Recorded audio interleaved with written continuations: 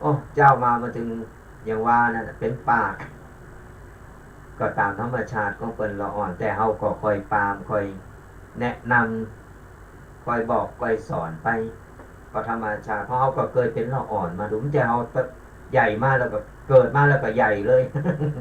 เฮาก็เป็นละอ่อนมาเฮาก็ฮู้ว่าวัยละอ่อนคืออย่างใดอ่ะรับสายกันเนาะเจริญปอนฮัลโหลนายเปิดเสียงอ่ะได้ยินอ่ะฮัลโหลทั้งเปิดเรื่องเฮานี่บ่ดังเนี่ยแต่เจ้าเปิดยังดังอยู่เนาะอีแม่เปิดสายเปิดเสียงล่ะฮัลโหลอ๋อได้ยินละได้ยินละจากตั้งได้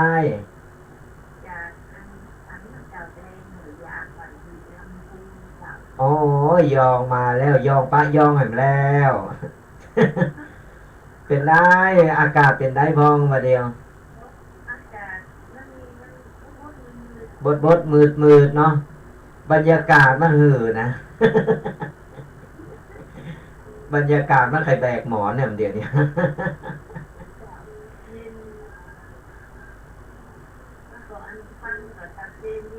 ชัดเจนดีเนาะฟังเข้าใจดีเนาะ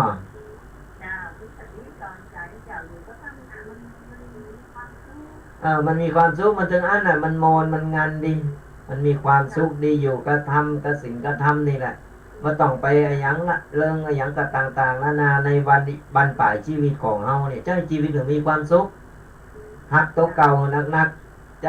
ชีวิตแบบมีความสุขในบั้นปลายของเฮาเนี่ยเฮาก็สบายละพอเฮาอิดมาจัดเมื่อน่ะเป็นเกิงขอนคนแล้วดูตอนนี้ก็เป็นโอกาสเฮาได้พักผ่อนได้มีความสุขกับชีวิตของเฮากับโตของเฮาของ อ่าดีละอนุโมทนาบุญตัวเนอบุญหักษาเนอเจริญปอนหักสายจะเจ้ารุดไปโทรมาใหม่เนอ6243นี่โทรมาใหม่มาแล้วเจริญปอนเจริญปอนจากตั้งได้โพธารามเอามาไกลเนาะฮะอ๋ออยู่โพธารามฟังชัดเนาะฟังชัดเจนฟังทั้งพอทั้งเฟซบุ๊กก้าหรือ YouTube อ๋อทางเฟซบุ๊กอ๋อฮะอ๋อ104แล้วแล้วอยู่โพธารามฟังยองฮู้เริงเหรออ๋อเป็นคนทางบ้านเฮาเนี่ยเนาะอ๋อแล้วเป็นได้ชัดเจนฟังแล้วเป็นได้พองวันนี้สอนใจดีเนาะฟังไปรับไปก่ะมารับเนาะฟังแล้วโมนก็ดีแล้วก้อนใกล้เอาสิ่งดีๆไปปรับใจในชีวิตเนอะบุญรักษาเจริญปอนก็โทรกันมาได้เนอะสนะญาติโยมยังมีเวลาอยู่เนอะ0826112245โทรมาหือกำลังอกกำลังใจกันโทรมามามาตักมาตายมาเป็นกัลยาณมิตรดีต่อกันเนี่ยก็โทรกันมาได้ยังมีเวลาอยู่ระหว่างรอมาสายก่อนเนาะเจริญปอนจากตั้งใดหาสาลาปีมาแล้ววันนี้ได้ย้ายเข้ามาบ้านเดินเลยขึ้นดูชัดเจนดีเจ้าชัดเจนเนาะชัดเจนแจ๋วแหววดีละฟังแล้วเป็นได้วันนี้เนอทำคำสอนเป็นได้พองสอนใจดีเจ้าสอนใจดีเนาะเอาใจชีวิตในบรรปลายมีความสุขพอละปล่อยกูสิ่งกูอย่างไปเหได้เวลาเหลือมีคุณกาเนาะพอเขาอีทมาเมินละอย่างที่มันเป็นความสุขก็ทำไปเป็นความสุขในต่างทำกาอย่างก็เขาทำไปอนุโมทนาบุญนะบุญรักษานะ ก็ยังโทรกันเข้ามาได้เนอะก่อน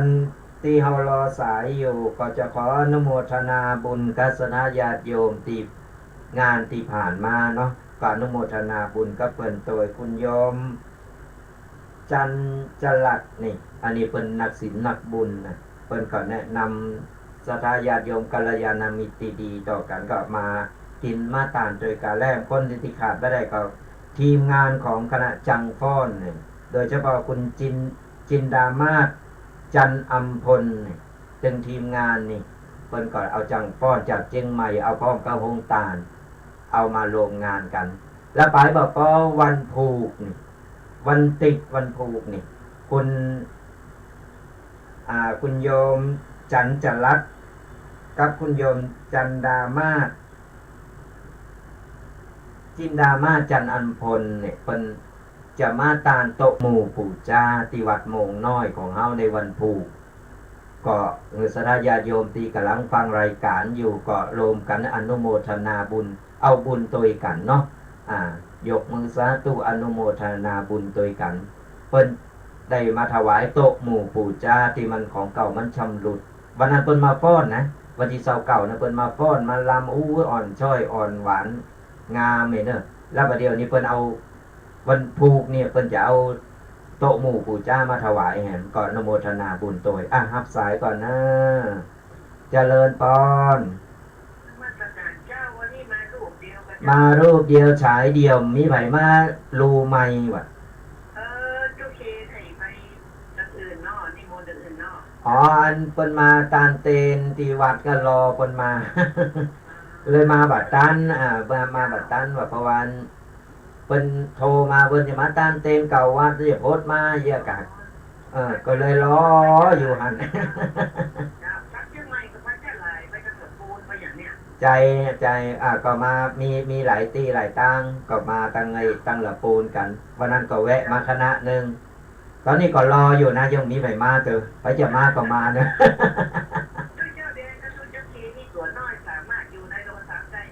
อยู่ในโทรศัพท์ได้เลย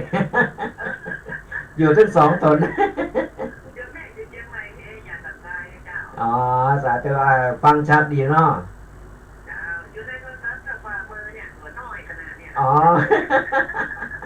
พอได้โทรศัพท์เนี่ยเจริญพรนี่เป็นยอโตใดลูกเ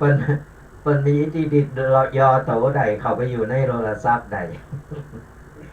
ไปใครหันโตก็ว่าได้ยินกระเสียงไปอย่าได้ก็ไปยืมมันโทรศัพท์หลานมาพอก็ได้เนอะอีปออีแม่มาพอว่าก็ใครหันโตสักเตอเป็นอย่างใดก็ไปเปิดพอเข้าไปในกลุ่มหรือว่าในไลน์หรือว่าใน Facebook YouTube ก็ได้หลายช่องทางกดเข้าไปตุ๊ปีแดงวัดม่วงน้อยนี่นะมันจึงเด้งขึ้นมาแล้วก็ไปพอหน้าตาเป็นอย่างใดรอก็ว่าขี่ริ้วขี่เลก็ว่าแก่อย่างนั้นก็แล้วแต่พิจารณาแล้วจะมองแล้วแต่จะมองก็โทรกันยังมีเวลาเนื้อโทรเข้ามาได้0826112245สำหรับวันผูกนี่วันติดอันนี้ก็ตอนเจ้าที่วันมุงน้อยจะมีการร้อยวันก็คงจะเข้ารายการฝ่ายหน่อยฝ่ายนิดหน่อยแต่ถ้าตั้นเร็วก็จะเข้าเร็วเนาะก็และตอนบ่ายก็จะเป็นการต้านโต๊ะหมู่ปู่จ้านี่จากคณะจังฟ้อนเจียงใหม่กับทีมงานเปิ้นได้คุณจินดามาศนี่เปิ้นจะเอาโต๊ะหมู่ปู่จ้าเป็นไม้ซักทองมาถวายที่วัดโมงน้อยมาถวายไหว้เข้าวัดที่วัดโมงน้อยของเอาวันผูกก็ศรัทธาญาติโยมที่ฟังอยู่ก็ร่วมอนุโมทนาสาธุอยู่ที่บ้านใดเนอะยกมือโถมโหสาธุนี่บุญกุศลมันก็เกิดศรัทธาญาติโยมเนี่ยแค่ฟังธรรมะเขาก็ได้บุญได้กุศลแล้วพอใจเขาเป็นบุญดูใจเขาเป็นกุศลเขาก็ได้ไปฟังอย่างที่มันไร้สาระเขาฟังธรรมะแสงสว่างนำทางคือเขาเนี่ยได้เดินทางในตีถูกในตีโคนเป็นบุญเป็นกุศลใครทำบุญอย่างก็ตามนี่เ เฮาบ่มีโอกาสบ่มีเวลาที่จะได้ไปรวมบุญรวมกุศลกับเพิ่นอันเพิ่นทำบุญประกาศบุญที่ไหนเฮาบ่ได้ไปหรือว่าไปบ่ได้เฮาก็ยกมือโถมโหอนุโมทนาสาธุตัวยเน้อเนี่ยบุญกุศลมันก็เกิดเพราะจิตใจเฮาเป็นบุญอย่างน้อยบุญเกิดจากใจของเฮาแล้วเนี่ยก็ฝากศรัทธาญาติโยมกันบัดนี้ละในการสร้างบุญสร้างกุศลยิ่งบักกี่วันนี่วันที่13-14นี่ก็เป็นงานบุญใหญ่นะที่เฮาขาดบ่ได้เพิ่งเฮาแต่งใจใสๆในบรรปลายชีวิตเฮาไปอยู่ไกลวัดไกลว่าไปวัดไปว่าได้ก็ไปไปบ่ได้ก็อยู่ที่บ้านก็ฟังธรรมะไปหรือว่ายกมือถมโหอย่างที่ว่าก็คืออนุโมทนาสาธุไปบุญกุศลเฮาก็ได้อยู่ที่ไหนก็ได้คนเฮาเกิดดีทำดีอู่ดีเป็นบุญเป็นกุศลทั้งนั้นเฮาตั้งตรงเอาไว้เถอะเพราะว่าเฮาบ่ฮู้บ่หันของละเอียดแต่เฮาจะฮู้จะหันก็เมื่อเฮาเนี่ยได้ตายไปแล้วหรือว่ายังมีชีวิตอยู่อย่างที่ว่าคือบุญมันจะล้นมันล้นขึ้นมาเมื่อใดนั่นแหละบุญจะเกิดผลถ้าบุญมันเกิดขึ้นมาปุ๊บเขาจะรู้ว่าบาปบุญคุณโทษมันมีจริงมีแต่เขาบ่สามารถพอหันสัมผัสได้แต่เขารู้สึกได้ว่านี่คือบุญนี่คือบาปเหลือ10 นาทีโทรกันเข้ามาได้เนอะ0826112245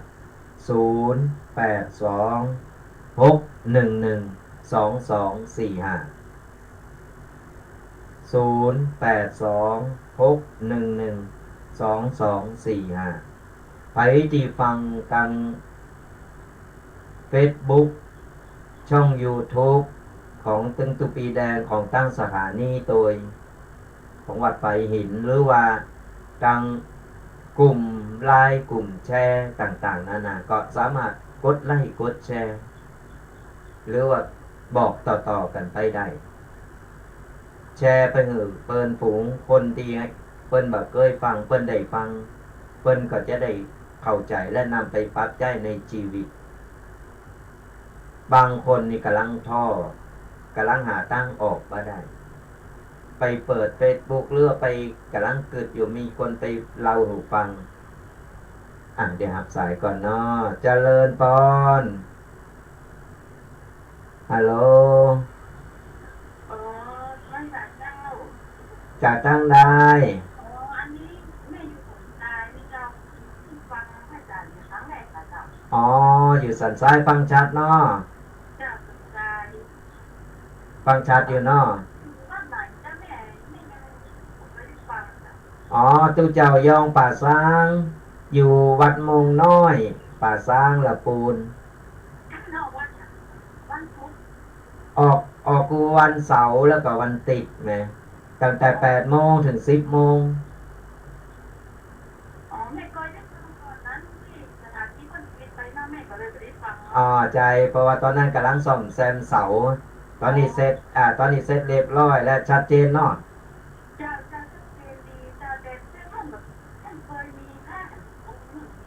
ใจ